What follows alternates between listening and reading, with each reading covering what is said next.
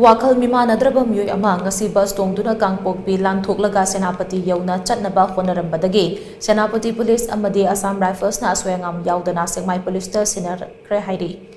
Sekmai Police shinnaraklaba meeoi adugi mameng sagol sem kiran kawi Sekmai dagi ni hairi. Police dagi fangba paumagi matungina mahangasi ayuk Imphaldagi Senapati ki tafau chenba bus amada tonglaga lakhibane bus ki meeoi singna mahag Wakhal meemannadraba mini haiba khanglakpadagi Senapati Police shinnarabkhibane. Tungda Senapati Police ka Sekmai Police ka pau phaunaraba matung Assam Rifles ki khuthangda meeoi adu Sekmai Police ta kusinarakhibane haina pau sina makhatari.